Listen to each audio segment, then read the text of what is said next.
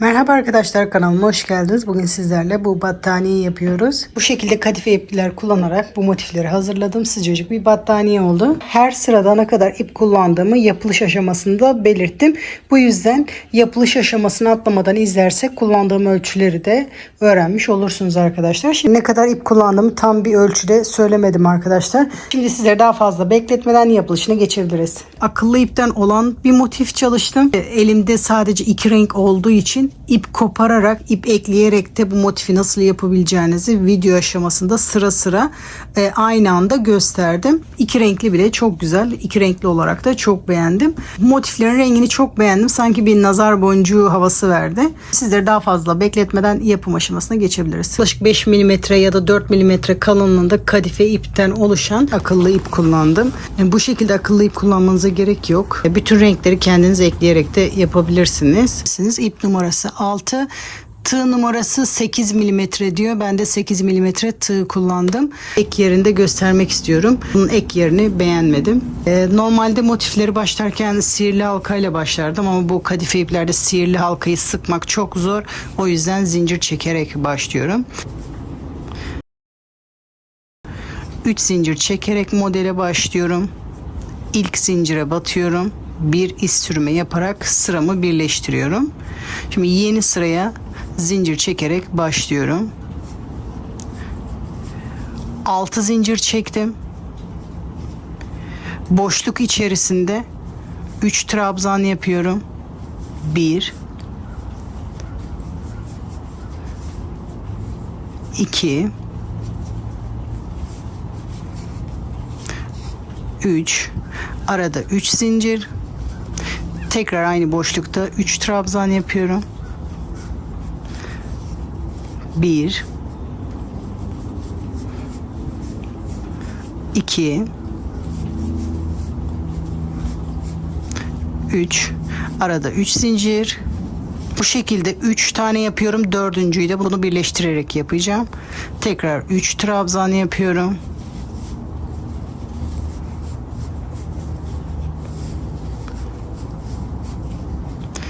Köşe için tekrar bakın, kaydırması çok zor oluyor. 3 zincir, tekrar aynı boşlukta 2 trabzan yapıyorum. Üçüncüsü bu olacak. Sıramızı birleştireceğiz. 1 tekrar aynı boşlukta 1 trabzan daha. Şimdi 3. trabzanda bu ilk çektiğimiz zincir olacak. 3. zincire batarak bir iz sürme yapıyorum. Sıramı birleştiriyorum.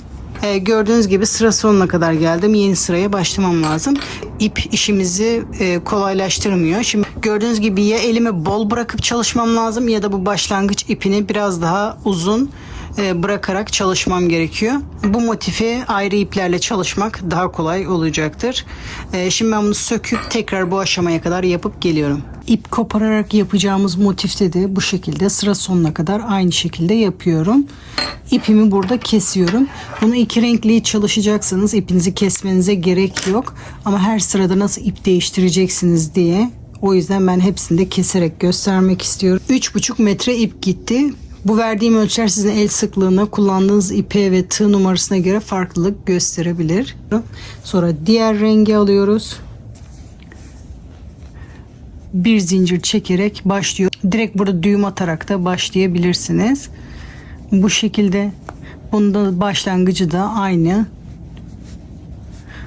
6 zincir, tekrar aynı boşlukta trabzan yapmaya başlıyorum. Diğer motifte gösterdiğim gibi bunu da sıra sonuna kadar yapıyorum.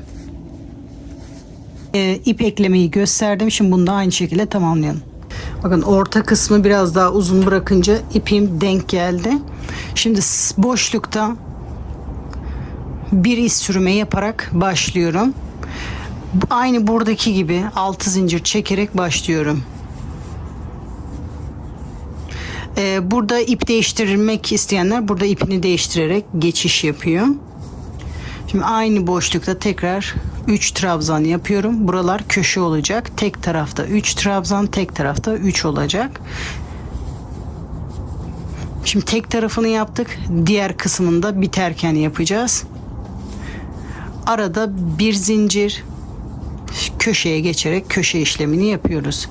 Tek tarafta 3 trabzan,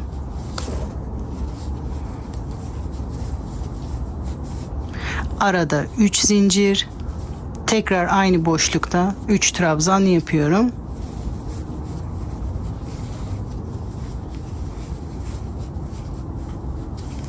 Arada bir zincir,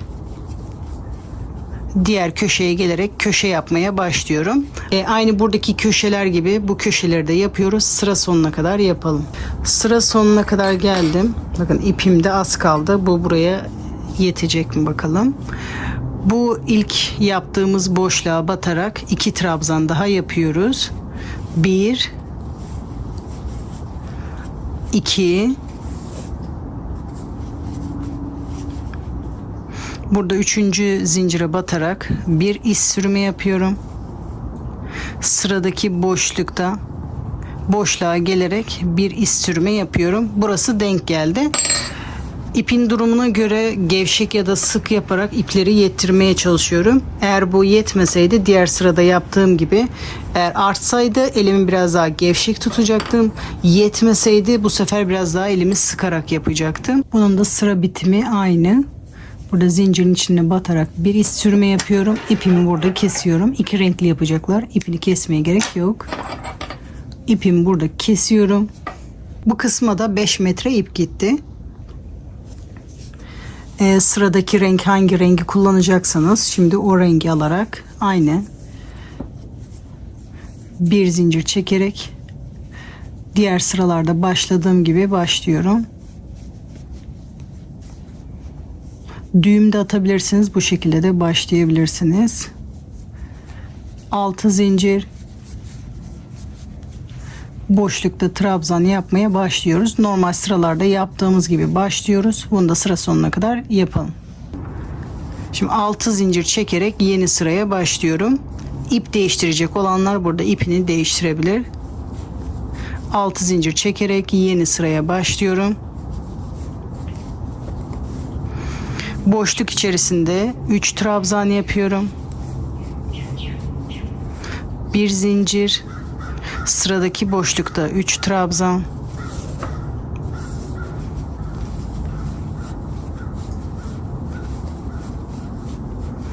Bir zincir. Şimdi bu aşağıda yaptığımız gibi burada köşe yapmaya başlıyoruz.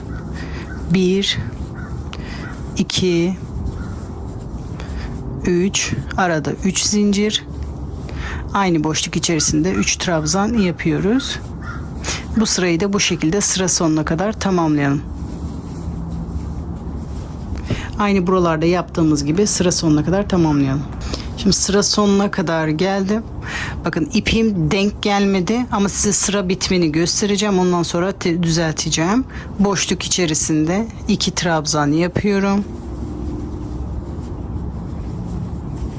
Burada 3. zincire batarak sıramı birleştiriyorum. Sıra bitimi bu şekilde oluyor. Gördüğünüz gibi renk denk gelmedi. Belki şu anda kameradan tam fark edemiyorsunuzdur. Bunu düzeltmem gerekiyor ki bundan sonraki sırada denk gelsin. Bunu böyle başlarsam sonraki sırada denk gelmiyor. Şimdi ben bunu söküp elimi hafif biraz daha sıkarak bunu yedirmeye çalışıp geliyorum. Bunu da sıra sonuna kadar geldim. Sıramı bitirdim. Şimdi yeni renge başlıyoruz. Bu sıraya, yani buradaki şu sıraya 8 metre ip gitti. Şu anda şu sırayı yapacağız. Hangi rengi kullanacaksak o rengin ipini alıyoruz. Aynı şekilde başlıyoruz.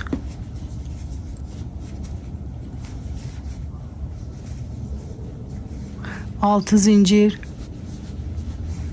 Bu kısımdan sonrasını göstermeye gerek yok. Normal motifte yaptığım gibi, gösterdiğim gibi bunu da sıra sonuna kadar yapıyoruz.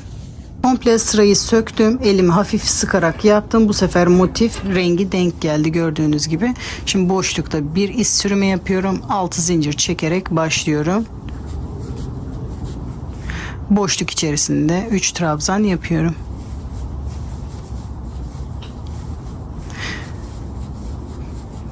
Ara boşluklarda aynı. Bir zincir çekerek sıradaki boşlukta 3 trabzan yapıyoruz. Bir zincir, sıradaki boşlukta 3 trabzan,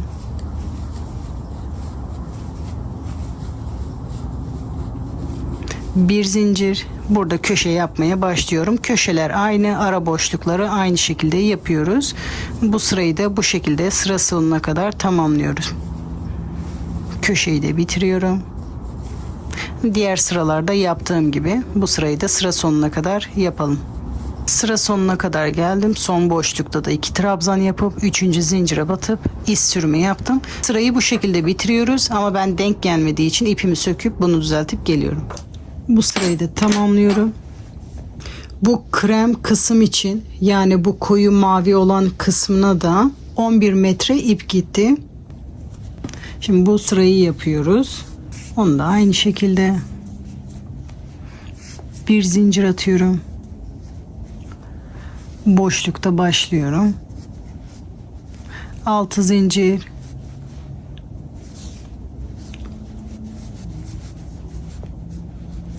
6 zincir, aynı boşlukta 3 trabzan yapıyorum. Diğer motifte gösterdiğim gibi bunu da sıra sonuna kadar tamamlayalım. İpimi denk getirerek sıramı bitirdim, geldim. Şimdi yeni sıraya başlıyoruz. Boşlukta tekrar bir iz sürme yapıyorum. 6 zincir çekerek başlıyorum. Boşluk içerisinde köşenin diğer yarısını yapıyorum. 3 trabzan.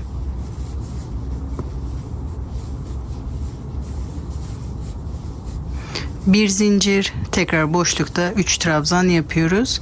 Bu şekilde bu sırayı da aynı diğer sıralarda yaptığımız gibi kenarları, köşeleri aynı şekilde yaparak sıra sonuna kadar yapıyorum. Bu sırayı da sıra sonuna kadar geldim. Sıramı birleştirdim. Bir zincir çekerek ipimi kesiyorum.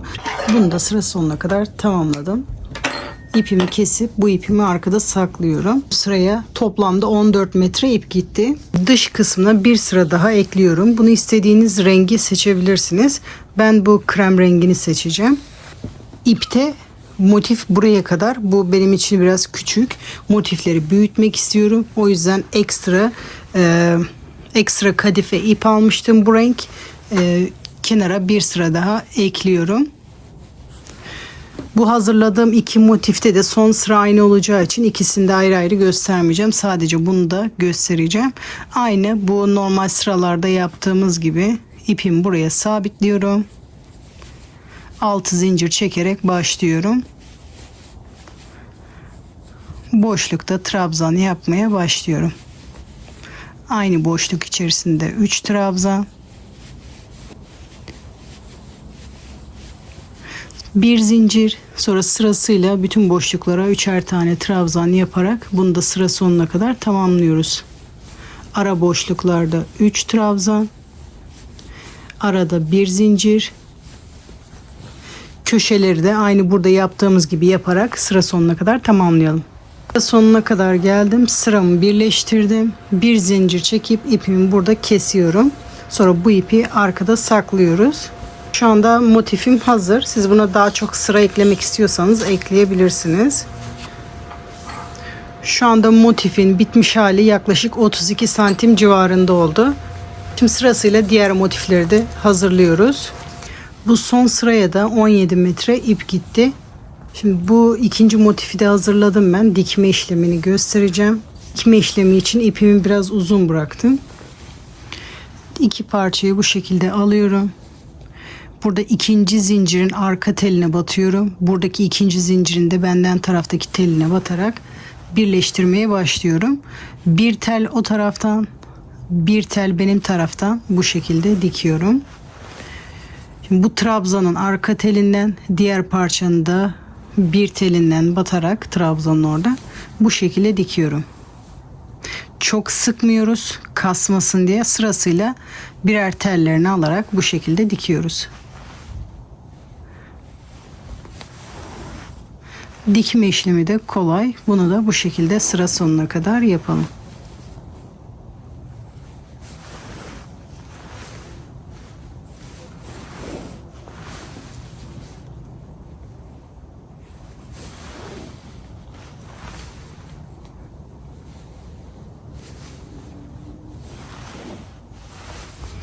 Bu şekilde çok sıkmadan dikiyoruz. Sıra sonuna kadar dikelim. Sıra sonuna kadar geldim. Bu köşelerinde ikinci zincirine kadar birleştirdim. Önceki zincirden beri tekrar dikiyorum bu köşeyi sağlamlaştırmak için. Dilerseniz ipi burada koparabilirsiniz. İsterseniz diğer motifi burada birleştirmeye devam edebilirsiniz. İpimi koparmadan aynı bu kenara da dikiyorum. Bu köşenin ikinci zincirinden, diğer köşenin de ikinci zincirinden biri. Sonra sırasıyla bütün telleri bu şekilde sıra sonuna kadar dikiyorum. Sıkmadan, kasmadan, rahat bir şekilde. Bunu da sıra sonuna kadar dikelim. Burayı da sıra sonuna kadar geldim. Arkada düğüm atıyorum. Sonra ipi arkada saklıyorum.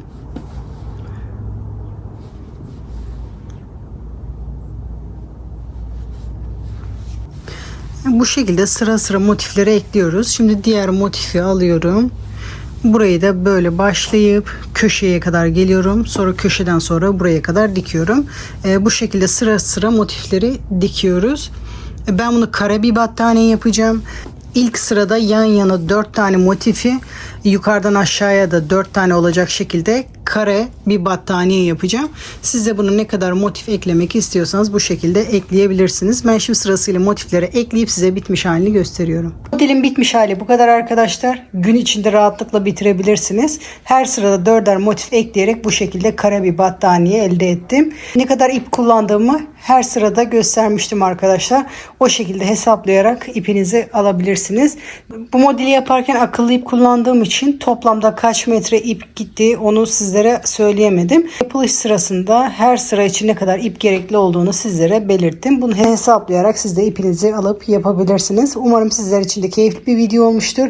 Yapacak arkadaşlara kolay gelsin diyorum. Sıradaki videolarda görüşmek üzere.